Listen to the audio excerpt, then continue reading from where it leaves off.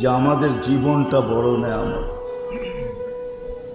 হায়াতটা বড় নেয়ামত, যুবকের জন্য যৌবন বড় নেয়ামত, নারীর জন্য নারীত্ব বড় নেয়ামত, সুস্থ ব্যক্তির জন্য সুস্থতা বড় নেয়ামত, ধনীর জন্য ধন বড় নেয়ামত, শিক্ষিতর জন্য শিক্ষা দীক্ষা বড় নেয়ামত, গরিবের জন্য দারিদ্রতা বড় নেয়ামত। নেয়ামত যদি না হইতো তাহলে আল্লাহর রসুল এই 3 দোয়া কোনোদিন করতেন না। আল্লাহুম্মা আহইনি মিসকিনা, আল্লাহ আমাকে গরিব রাখেন, আমিতনি মিসকিনা, আমাকে গরিব অবস্থায় মওত দিয়েন, ওয়াহশুরনি ফি জুমরাতিল মাসাকিন, গরিবের মাঝে কিয়ামতের দিন উঠায়েন। গরিবই একমাত্র ব্যক্তি যদি মূল্যায়ন দারিদ্রতার করতে পারে তাহলে কিয়ামতের দিন তো ধনী আসবে কানে, শুধু ধনী না, সারা দুনিয়া শুনবে। ফেরেশতা ঘোষণা দিবে, ইনতালিকু ইলাল জান্নাতি বিগাইরি হিসাব ওয়ালা কিতাব, তোমার না হিসাব আছে না কিতাব আছে। কিয়ামতের মাঠে দাঁড়ানোর তোমার কোনো প্রয়োজন নাই, এই বিড়ম্বনার শিকার হওয়ারও কোনো প্রয়োজন নাই। 1.5 কিলোমিটার উপরে, মাথার উপরে সূর্য, জমিন তামার, এই কঠোরতা সওয়ার কোনো প্রয়োজন তোমার নাই। তুমি সিধা জান্নাতে চলো। তামাত্তাউ 500 আম, 500 বৎসর জান্নাতের নেয়ামত ভোগ করো, তোমার পরে বাকিদেরকে যাইতে দেওয়া হবে। এই দোয়া আল্লাহর রসুল কোনোদিন করতেন না, আর এই ঘোষণা কোনোদিন দিতেন না। দারিদ্রতাও নেয়ামত, কিন্তু গরিব বুঝলে তো, মূল্যায়ন করলে তো। যৌবনও নেয়ামত, যদি যুবক মূল্যায়ন করে, নাইলে এই ঘোষণা আল্লাহ কেন দিবেন? কিছু যুবক দুনিয়াতে আছে যারা নিজেদেরকে আল্লাহর ভয়ে লজ্জাপতির মতো গুটায় নিছে, জান্নাত পাওয়ার আশায় নিজেদেরকে গুটায় নিছে, দুনিয়ার থেকে মুখ ফিরায় নিছে। জান্নাত পাওয়ার আশায় নিজেদেরকে যিনি গুটায় নিছে, ওই যুবক যাকে দেখা আল্লাহ বলেন লাউলা শাবাবা খুশা, ও যুবক তুমি যদি না থাকতে, লাজালতু সামা হাদিদা, আকাশ লোহার হতো, ওয়াল আরদা সাফসাফা, জমিন তামার হতো, ওমা আনজালতু মিনাস সামাই কতরা, আকাশ থেকে একটা বৃষ্টির ফোঁটা না, ওমা আম্বাত্তু মিনাল আরদি হাব্বা, জমিন থেকে একটা শস্যের দানা না, বাল আনজালতু আলাইহিমুল আযাবা সাব্বা, একের পর এক আযাব দিয়ে তোমাদেরকে ধ্বংস করে দিতাম। কেননা কেউ তো নিজের জায়গায় নাই। হাদিস আগের থেকে কাইটা বললাম আমি, কেউ তো নিজের জায়গায় নাই, সব পাওয়ার পরে হারায় গেছে। যুবক যৌবন পাওয়ার পরে হারায় গেছে, ধনী ধন পাওয়ার পরে হারায় গেছে, সব হারায় গেছে, আমরাও হারায় গেছি। আল্লাহর থেকে দূরে সরে গেছি। আল্লাহকে সারা দিনে একবারও আল্লাহ বইলা মন বইরা ডাকে না, একবারও মনের থেকে আল্লাহ বলে না। বলতে পারবেন যারা এখানে উপস্থিত আছেন যে মনের থেকে একবার আল্লাহ বইলা ডাকি? অথচ 24 ঘন্টা ভক্ত করি আল্লাহর। আপনি জীবিত তো জীবিত কি দিয়া? আল্লাহর হায়াত দিয়া, ইউহি। আপনি সুস্থ তো সুস্থ তো কার সুস্থতা দিয়া? ওয়াইদা মারিস্তু ফাহুয়া ইয়াশফিন। আপনি ধনী তো কার ধন দিয়া? আগনা, কোরআনের শব্দ। যুবক যৌবন পাইল তো কার যৌবন দিয়া? কার থেকে নেয়া? কার থেকে? তো যেটা বুঝাইতেছিলাম, আল্লাহ করুক, বুঝে আসুক। নেয়ামতের কদর করলে, এই জন্যই বাংলায় প্রবাদ বাক্য আছে, যে যত কদর করবে, কদরের মেওয়া ফলে একটা প্রবাদ বাক্য আছে, কোরআনও বলে যত কদর করবে তত তোমার মূল্যায়ন এখানে বাড়বে। যত মূল্যায়ন করবে।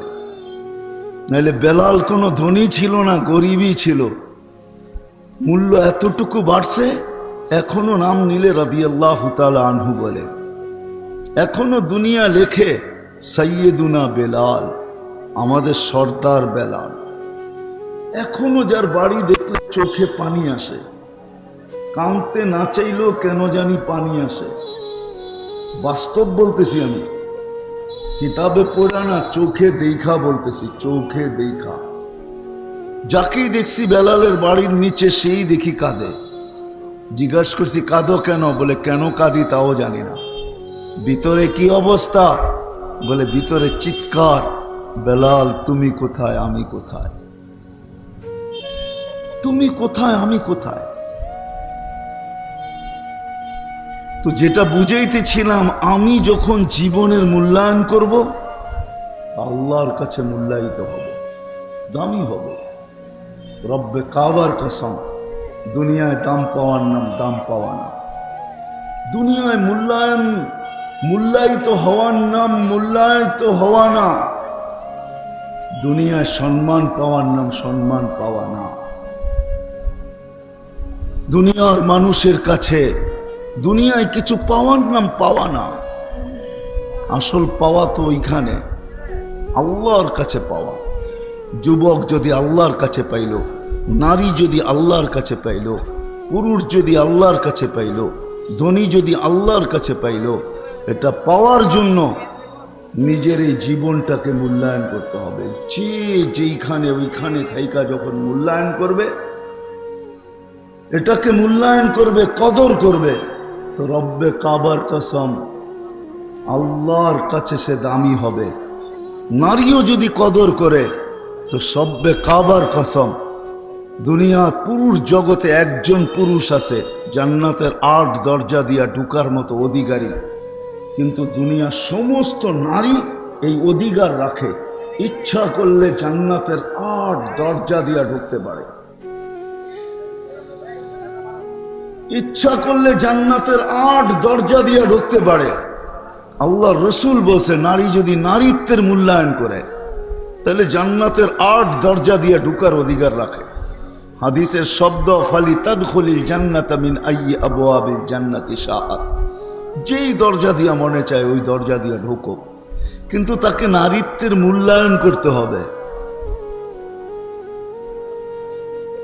হ্যাঁ, সত্য এটাই, পুরুষত্বের মূল্যায়ন করতে হবে, তাইলে ওই পুরুষ আল্লাহর কাছে দামি হবে। এরকম দামি, মৃত্যু লগ্নে ফেরেশতা তাকে নেওয়ার জন্য, প্রটোকল দিয়া নেওয়ার জন্য, স্বাগত না জানায়া নেওয়ার জন্য আকাশ থেকে নামবে, আর সে নিজের স্বচক্ষে দেখবে যে আমার সাজ উপরে কিরকম চলতেছে, আমার জন্য কি প্রটোকল চলতেছে, আমার জন্য কি স্বাগতর ব্যবস্থা চলতেছে, সে নিজে চোখে দেখবে। আর কোরআন তো আজকে শুনাইতেছে আমাদেরকে, তাতানাজ্জালু আলাইহিমুল মালাইকা, ফেরেশতা নামবে, আল্লাহ তাখাফু ওয়ালা তাহজানু ওয়া আবশিরু বিল জান্নাতিল্লাতী কুনতুম তুআদুন। ফেরেশতা তাকে স্বাগত জানাবে, অভয় দিবে, আল্লাহ তাখাফু, তোমার কোনো ভয় নাই, ওয়ালা তাহজানু, তোমার কোনো চিন্তা নাই, নাহনু আউলিয়াউকুম, এমন না আসলাম তোমাকে জায়গায় পৌঁছে, এমন না আসলাম চলে যাব, না না না না, নাহনু আউলিয়াউকুম ফিল হায়াতিদ দুনিয়া ওয়া ফিল আখিরাহ, দুনিয়ায় তুমি আমাদেরকে দেখতে পাইলে আর না পাইলে আমরা তোমার সঙ্গে ছিলাম, আর আখিরাতে তো দেখতে পাবে অবশ্যই, যে কেউ ডাইনে থাকবো, কেউ বামে থাকবো, কেউ আগে থাকবো, কেউ পিছে থাকবো, তুমি আমাদের বেষ্টনীর ভিতরে থাকবে, যা অবস্থা হয় মোকাবেলা আমরা করব, তোমাকে নিরাপদ রাখবো, জান্নাতের দুয়ার পর্যন্ত তোমাকে পৌঁছায় দেব। বিদায় আসেন, জীবনের মূল্যায়ন করি। 60-70 বৎসরের জীবন, এই উম্মতকে তো 60-70ও দেন নাই। যদি সে বাঁচবে 60-70, কিন্তু পুরাটার মূল্যায়ন তো আমাদের উপরে বাধ্যতামূলক করেন নাই। বালেগ হওয়া পর্যন্ত 15 বৎসর তো নিজেই মাফ করে দিয়েছেন, এটা কারো কাছে জিজ্ঞাসা করা হবে না। যে জন্মলগ্ন থেকে বালেগ হওয়া পর্যন্ত, প্রাপ্তবয়স্ক হওয়া পর্যন্ত তুমি কি করছো এটা কেউ কাউকে জিজ্ঞেস করবে না। 15 বছর মাফ, ঘুমের ভিতরে যতটুকু সময় কাটছে এটাও মাফ, হাতে রয়ে গেল অল্প, সামান্য সময়ের মূল্যায়ন করতে হবে। যদি মূল্যায়ন করতে পারি, যুবক যদি যৌবনের মূল্যায়ন করতে পারে, নারী যদি নারীত্বের মূল্যায়ন করতে পারে, টাকাওয়ালা যদি টাকার মূল্যায়ন করতে পারে, ধনী যদি ধনের মূল্যায়ন করতে পারে, নাইলে এই কথা কিতাবে কেন লেখা হতো? ফুজাইল ইবনে ইয়াজ রহমতুল্লাহ আলাইহি কেন লিখতেন বা কেনই বা বলতেন লুকমাতুন ফি বাতনিন জায়ে? টাকাওয়ালা যদি ইচ্ছা করে তো এক লোকমা দিয়া মসজিদ বানানোর চেয়ে বড় সওয়াব কিনতে পারে। হ্যাঁ, লুকমাতুন ফি বাতনিন জায়ে খায়রুম মিন ইবাদত খায়রুম মিন বিনাই জামে।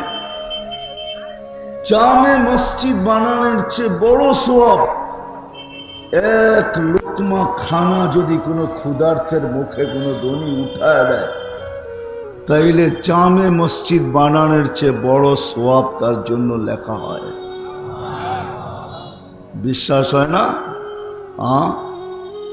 হাদিসে কুদসি আছে, কোন ব্যক্তিকে কিয়ামতের দিন ডাইকা আল্লাহ জিজ্ঞাসা করবে, কুনতু জাইআন, আমি ক্ষুধার্ত ছিলাম, ফামা আতআমতানি, তুমি আমাকে খাওয়াও নাই।